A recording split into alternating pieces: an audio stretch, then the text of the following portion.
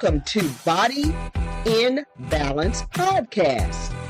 I am your host, Charlotte Johnson, the certified licensed physician assistant, sent here to kick some knowledge your way once a week for the purpose of educating, informing, and enlightening this audience concerning physical, spiritual, and emotional aspects of our bodies in relation to our Creator, the one, the only, the true and living God.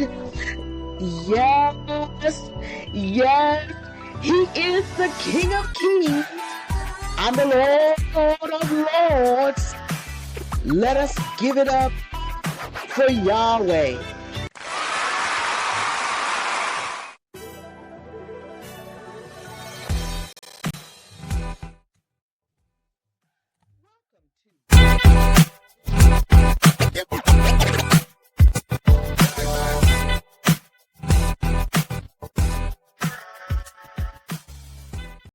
Again, I am working a new platform, and I want you guys to be patient with me. Praise the Lord, it's working. God bless you. So apparently it says that my browser has blocked the screen, but I am not going to let that affect our learning on today.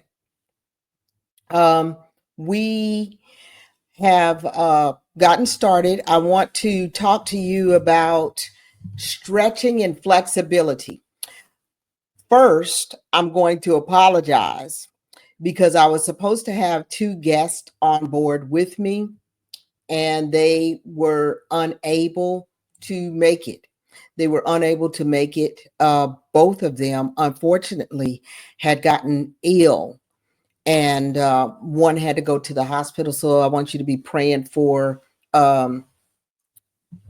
Sydney, who's out in Virginia, and my friend and brother, Daryl. He was unable to make it because there were too many people that were off at his job. So nevertheless, I'm going to move on with my people, and we are going to talk about flexibility. And for the sake of the program, I'm going to say, instead of just aging, getting chronologically matured. Now, when I was in my 20s, it was old folks. And when I was in my 30s, yeah, it was the older people or the seniors. But now that I have hit that AARP card age, we're going to call it chronologically matured. All right. So we're going to talk about stretching and flexibility and the importance of movement after injuries. Now, anyone can benefit from this particular program that we have today, but it's particularly important for those of you, like I said, that have grown chronologically matured, and that's dropping all the way down to like in your 40s. The reason why I'm saying that is because most of us have sedentary jobs. So we sit in front of computers most of the time, and we're not moving like we were in gym class. So what's our agenda today? Understanding the impact of aging on flexibility, the role of stretching in injuries, we're going to talk about, and we're going to talk about incorporating movement into our daily lives. We're going to kind of skip over that professional guidance, but we're going to go into what's some long-term strategies for maintaining flexibility. Understanding the impact of aging on flexibility. So there's 4 different things I want you to pick up from this slide, and that's the changes in your muscle elasticity. or the stretchiness, the flexibility that we have.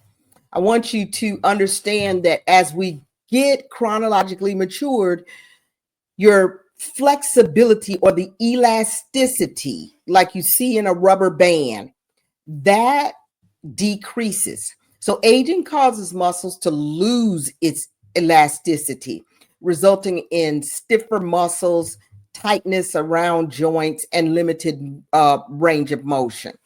The impact of the range of motion, it makes you not able to do things. If you've noticed that cups and plates and things that are higher up on a shelf, or a book that's higher up on a shelf, is hard for you to get at this time, it's because you've lost the mobility of your shoulder joint, or you've got some stiffness in your back. It's probably because you're sitting so much. And if the muscles in the front, which is your abdomen, that pot belly that develops, that little pouch, the little kangaroo pouch that we tend to get, that tends to pull on those back muscles. And so when you lay on your stomach and things like that, it pulls, and those muscles on your back get shorter. They get shorter. And when they get shorter and you get ready to stand up and stretch them out, then it becomes painful or stiff. So now the risk of injury. Stiffer muscles can increase the risk of injury during physical activity. So the things you used to do when you were in high school, and like, say you go to a family reunion and you want to show off to the grandkids and the nieces and nephews and show them, how you used to catch the football or throw the baseball or hit a volleyball, and you do all of that and you're good at it, and they're very impressed with how fast you can run and all this. But then that next day, good Jesus, you try to move and that hamstring is tight. You know the deal.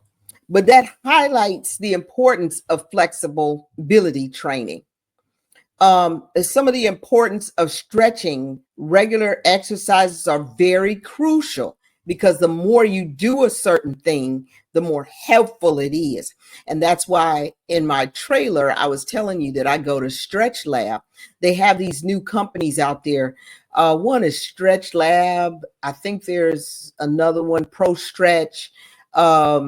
They're all over, and they're in the United States in different areas, different companies. Just look one up. I just happened to have joined Stretch Lab because it was around the corner from my house in Virginia. And then when I came out here to work in California, there's a Stretch Lab right around the corner from my job. So sometimes there is a need for extra help. And one of the people that I had coming on was Sydney. She worked in physical therapy. Now, when I was in the military, that's what I did.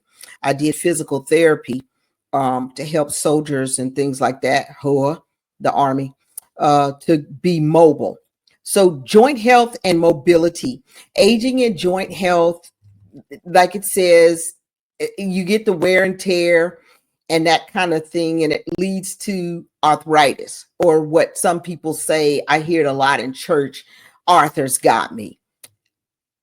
Importance of stretching. Regular stretching is vital because it keeps the muscles, tendons, and ligaments around these joints moving. You've got to keep them flexible, otherwise they get tight. Maintaining joint mobility contributes to the flexibility and makes you move better and have a better quality of life. I'm going to tell you a quick story. I went to go see Daryl because my shoulder was bothering me so bad, and I really couldn't lift my arm, and I was barely lifting it up. And when I was in the Army, like I said, I worked in physical therapy. I knew what was happening, but I needed some help. And so at the stretch lab, he was able to help me to free up my shoulder joint, which was very helpful. Common flexibility issues that occur in elderly patients. You have a lot of problems with knees, elbows, shoulders, and backs. Knees, elders, shoulders, and backs. Decreased range of motion occurs in older adults, as I've stressed in the last 3 or 4 slides. Stiffness occurs, and then you can get that chronic pain where you have chronic back pain, chronic neck pain, chronic shoulder, or other joint like knees. So the role of stretching in injury recovery. Now, that's real important. A lot of times, as we're younger, these orthopedic doctors, we fracture something, they throw a cast on us. We walk around with it for 6 weeks, 8 weeks, take it off, they cut it off, and then they tell you to run on and see what the end's going to be. Well, they don't necessarily say that, but I'm a little churchy, y'all know that. They don't send you to physical therapy. If you don't ask for it, probably won't get it. But really, if you have the insurance, or you have the money, or you have the time to regain the strength and the mobility around a joint, it's very important that you do so. Now, it doesn't necessarily have to be a fracture. We'll get into that a little bit later. Let's talk about this slide. Benefits of stretching post-injury. It enhances your healing. One of the things that occurs is your circulation around that joint increases. When blood increases to the area, then the muscles and the joints and the ligaments around that joint tend to get looser, and you will see a better range of motion that occurs around that joint. Reduces stiffness, as I just said, and then you can regain full function. So sometimes, like, you can injure a shoulder and they can do surgery on that shoulder, if you can see where I'm pointing, like right at the shoulder joint. And you just can't lift that shoulder up to full range of motion. If you can't lift up to full range of motion, what happens? You start to lose that. It's use it or lose it.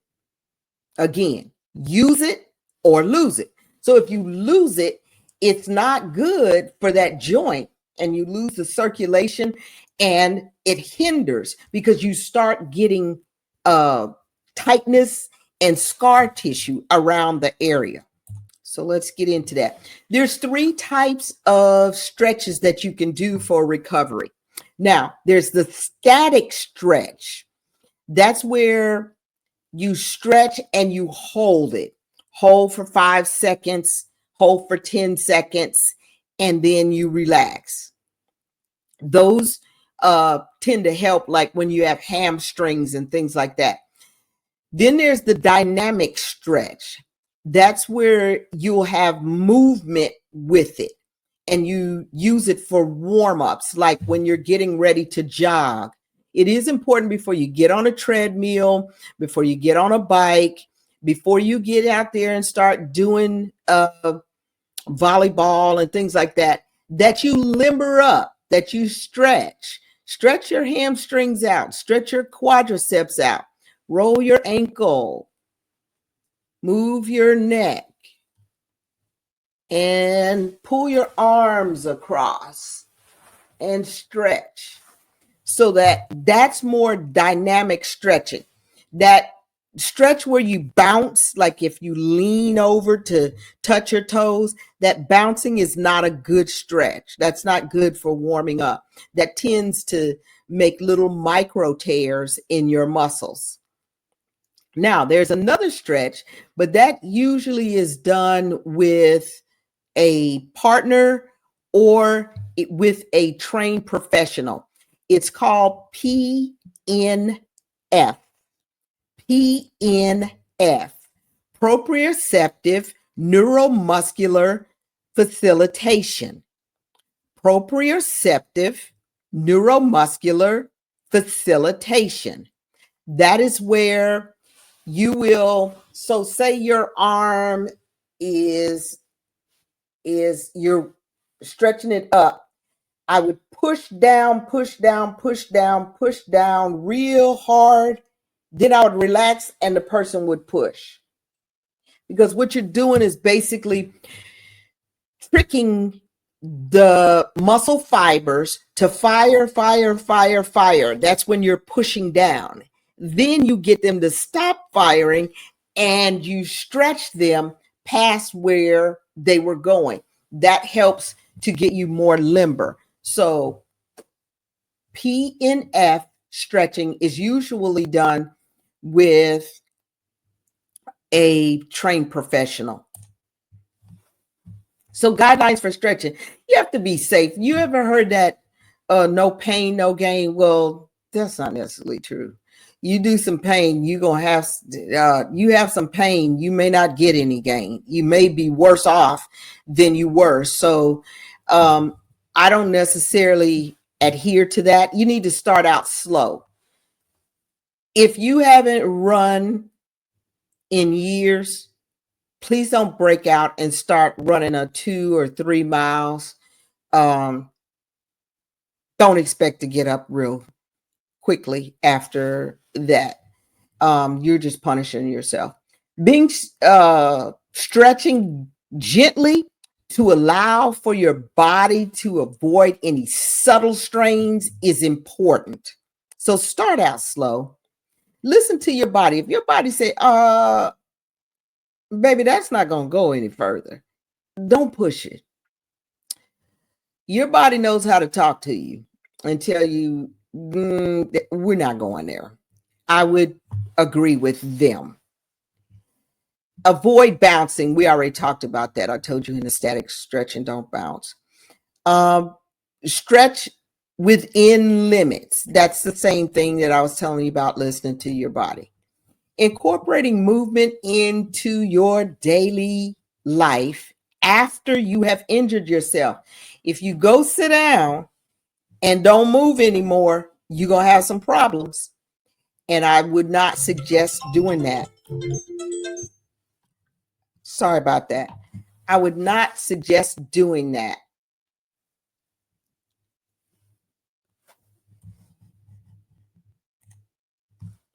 Simple movements, exercises improve your flexibility. It also builds strength, and doing yoga, gentle yoga, is an excellent way to improve both physical and mentally. You remember we talked about optimal mental health. It's good to stretch, relax, breathe, and get your mind off of all your problems and struggles. That's very important.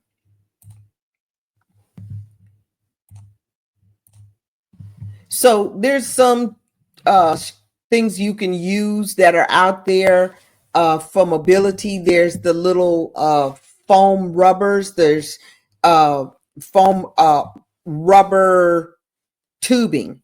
And also, I think it's real good to use the rubber stretching that helps with your flexibility. I would suggest you use the yellow or the green. Yellow or green tubing. It's there is a tubing, and then there's a rubber band that stretches.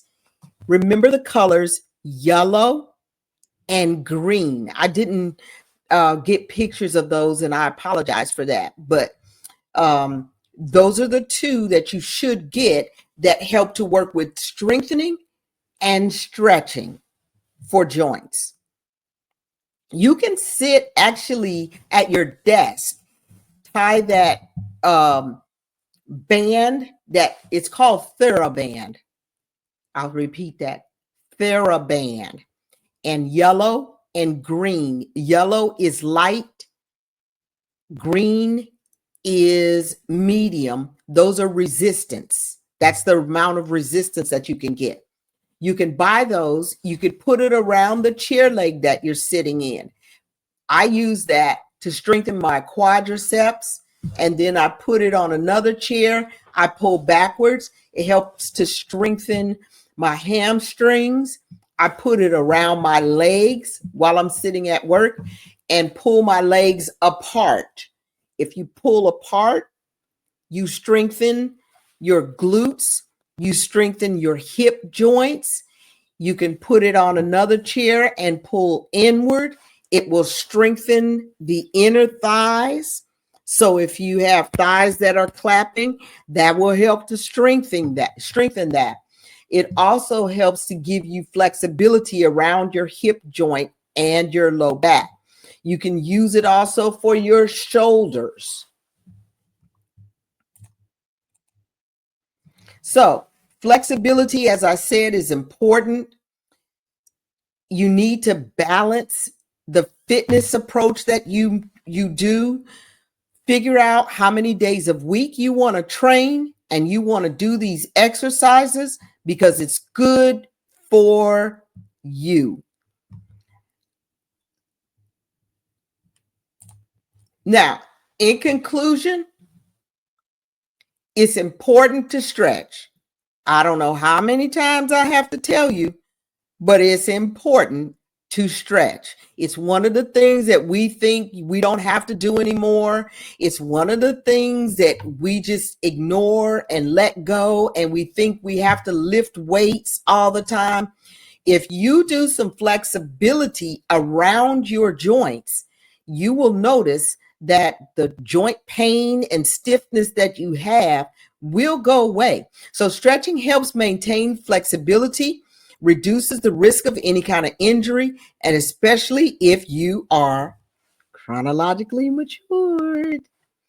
The role of movement, regular movement, is essential. We are not sedentary bodies.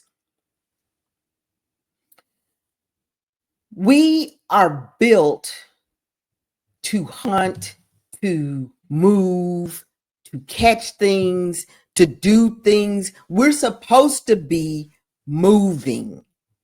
Our muscles and joints are set for that. If you notice when people get ill and they're in bed and they become sedentary, it is not good.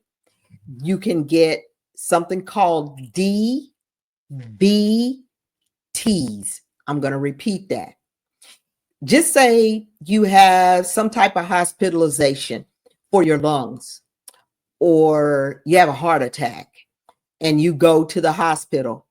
While you're laying in that bed, they come to you and they bring you this little machine where they want you to blow real hard. That's because they want you to expand your ribs. The muscles between your ribs have to move. If they don't, you become sedentary. Your blood doesn't move like it's supposed to. You could not even have an injury. You could go on a long trip. So say you drive from California to Texas. That's sitting in a car for hours and hours and hours can make you have stagnation to your circulatory system. When it does, your blood clots up. It clots up in your vessels and it gives you a DVT. Now, what's a DVT? I'm glad you asked. A DVT is a deep vein thrombosis. And I'm going to go through this quickly because we're about out of time. A DVT will settle because of thin blood, and then it breaks off, it makes a clot, it gets into your bloodstream, it can get into your lungs and cause you to have a PE, a pulmonary embolism, or you can have a stroke because it can get into the bloodstream and get into the vessels in your brain and cause you to have a stroke. So now that I have told you this, What's the object? You need to move. You need to get up and move. Quality of life enhances when you get up and move. So the title of our lesson was Stretch It Out. I need you to get up and stretch it out. All right.